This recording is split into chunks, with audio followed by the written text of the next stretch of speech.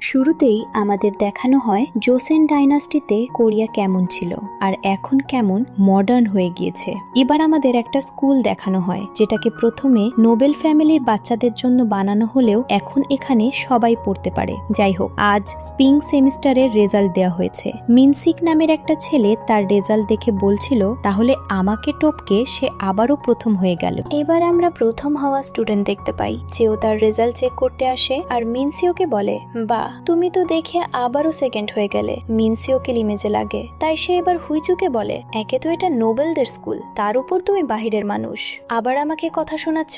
তোমার chief attitude দেখে তো আমি অবাক হয়ে যাই। পরের সিনে হুইচু প্রিন্সিপালের অফিসে ছিল। এখানে প্রিন্সিপালও তাকে বকছিল ফার্স্ট হওয়ার জন্য, কারণ এটা হচ্ছে নোবেলদের স্কুল। যতই সাধারণ মানুষের জন্য খোলা থাকুক, তারপরও নোবেলসদের তো এখানে আলাদা একটা দাম থাকা দরকার।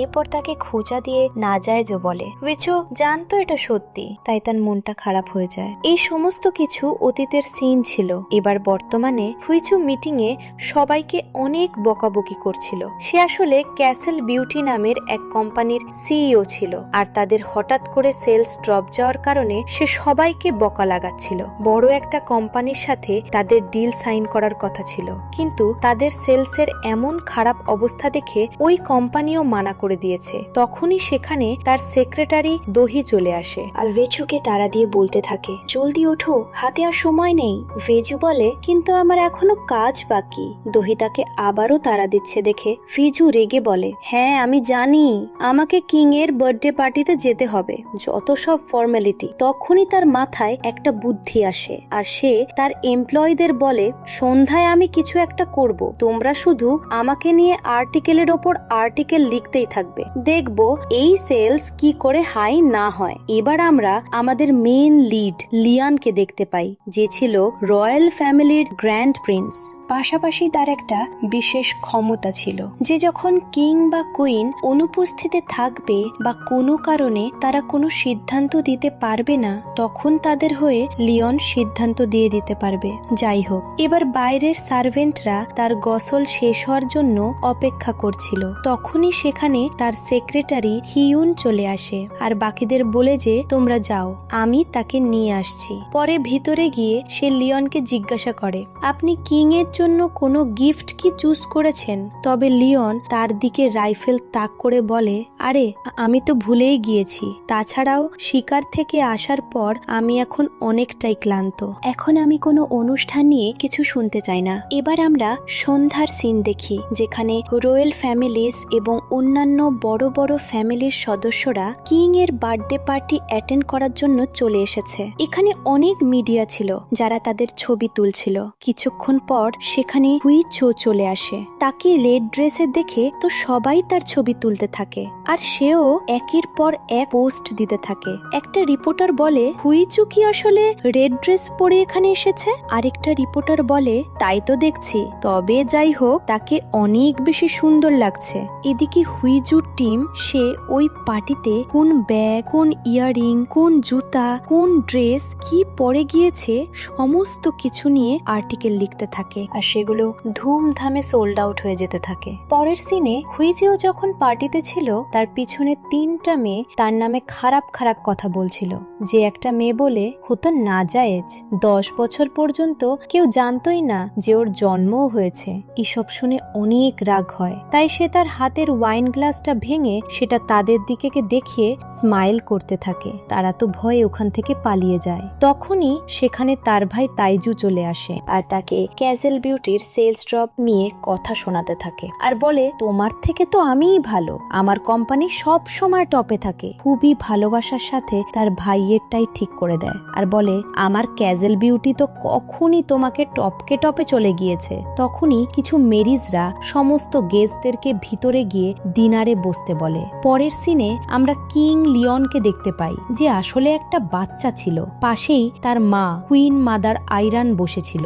একটা সিট বাদে সমস্ত সিট ফিল আপ হয়ে গিয়েছে। সবাই লিওনের জন্য অপেক্ষা করছিল। কিছুক্ষণ পর সেও সেখানে পৌঁছে যায়, যাকে দেখে লিওন তো অনেক বেশি খুশি হয়। তবে আইরাং তাকে বকা দিয়ে বলে, তুমি হ্যান্ডবক এমন ভাবে কেন পরে এসেছো? লিওন বলে, কারণ কিং বলেছে এমন ভাবে পরলে আমাকে ভালো দেখা যায়। আইরাং আরো কিছু বলতেই যাবে, লিয়ান বলে, লেকচার লেকচার পরে দিয়েন, সবাই এখন খাবারের জন্য বসে আছে। পরে দেখি কিং তার উইশ লিখছিল, যেখানে সে লিখে আমার মা যেন সব সময় খুশি থাকে, আমার আঙ্কেল যেন সব সময় খুশি থাকে, আর সমস্ত মানুষও যেন খুশি থাকে। এরপর ওই কাগজটা নিয়ে একটা বিশেষ রিচুয়াল করা হয়, যেটা দেখতে প্রথমে উইচু তারপর লিয়ানো চলে আসে। আসলে এটাও অনুষ্ঠানেরই একটা পার্ট ছিল। পরের সিনে আমরা প্রাইম মিনিস্টার জিয়ংবুকে দেখতে পাই, যে ক্যাসেলের মানুষদের সাথে কথাবার্তা শেষ করে কুইজোর কাছে আসে, যে তখন তাকে পিঙ্ক ড্রেস পরার জন্য টিজ করতে থাকে।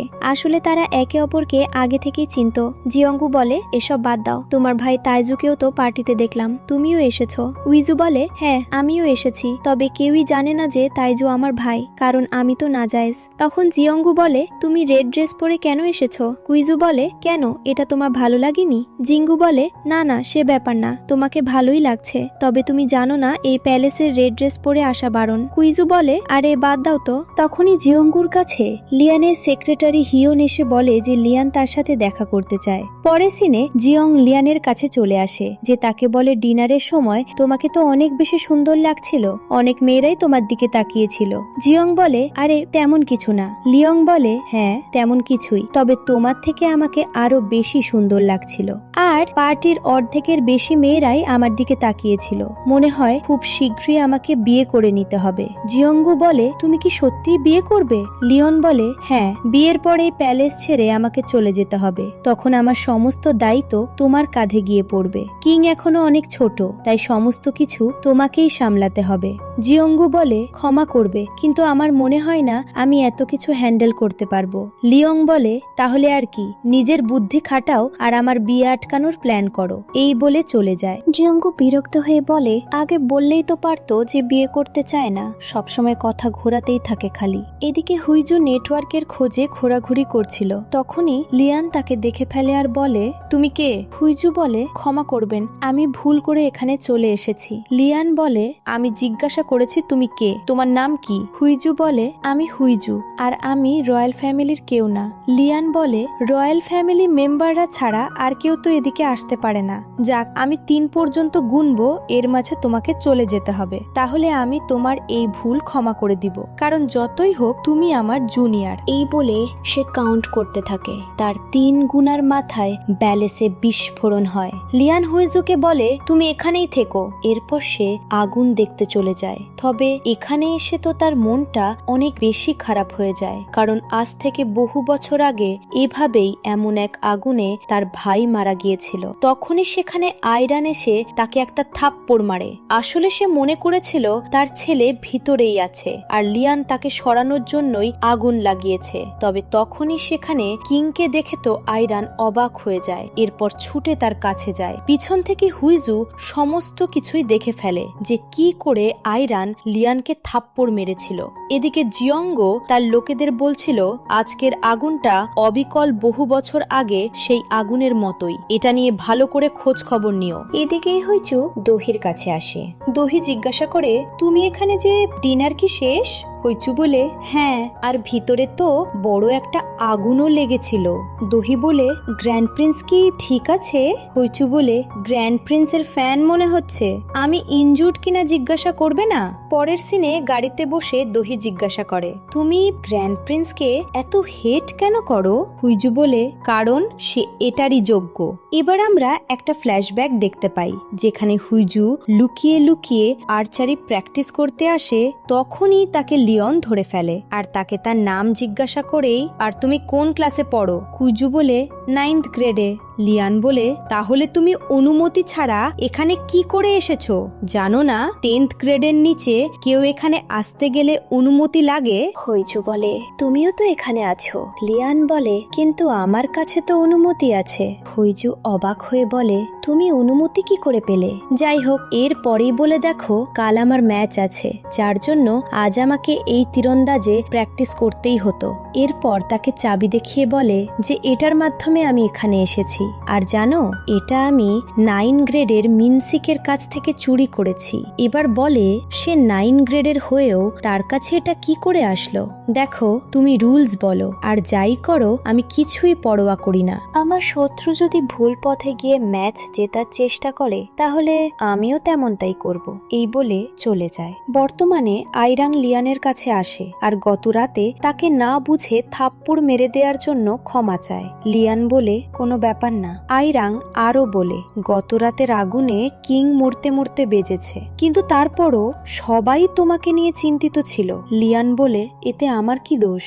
আইরাং বলে তোমার দোষ থাক বা না থাক আমি পরোয়া করি না। এখন তোমাকে কিং এর প্রতি তোমার লয়ালিটি প্রমাণ করতেই হবে। আমি যেই মেয়েকে চুজ করব তাকে তুমি বিয়ে করবে। এখন লিয়ান একটা ফ্ল্যাশব্যাক কল্পনা করে, যেখানে ছোটবেলায় সে তার ফুল মার্কসের রেজাল্ট নিয়ে তার বাবাকে দেখিয়েছিল। তবে তার বাবা তো এসবে পরোয়াই করে না, আর তাকে বলে তুমি কখনো ক্রাউন প্রিন্সের রাস্তায় আসবে না। এসবের চক্করে দুইবার তার রয়্যাল টাইটেল চেঞ্জও করা হয়। যাই হোক, এদিকে হুইচার বাবা হিয়ন্নগু তাকে বিয়ের জন্য চাপ দিচ্ছিল। সে তাকে বলে তোমার জন্য একটা ছেলে ঠিক করা হয়েছে যে যোগ্যতার দিক থেকে তোমার থেকে হয়তোবা একটু নিচু। হুইচু রেগে বলে আমি আমার থেকে নিচু কাউকে বিয়ে করতে চাই না, অন্তত তো সে আমার বরাবরের কেউ তো হবে। তখনই সেখানে তাইজো তার ওয়াইফ দায়ুংকে নিয়ে সেখানে পৌঁছে যায়। দায়ুং বলে তুমি চিন্তা করো না, ওই ছেলের ব্যাপারে ছোট থেকে ছোট ডিটেলসও আমরা নোটিস করেছি। হুইচু বলে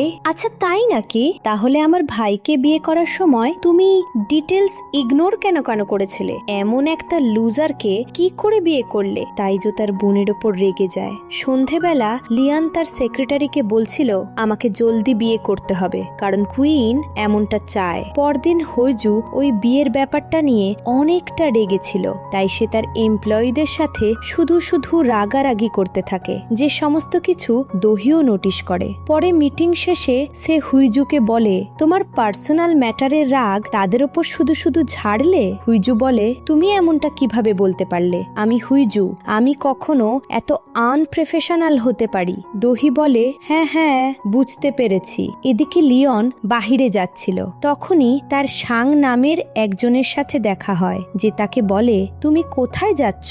লিওন বলে আমি আমার প্রাইভেট রেসিডেন্সে যাচ্ছি, আমার কিছুদিন বিশ্রামের দরকার। সাং বলে তুমি এমনটা করতে পারো না, তুমি চলে গেলে কিংকে প্রোটেক্ট কে করবে? লিওন হেসে বলে আমি তো এতদিন ভেবেছি যে আমি চলে গেলেই বুঝি আপনারা আরো বেশি খুশি হবেন।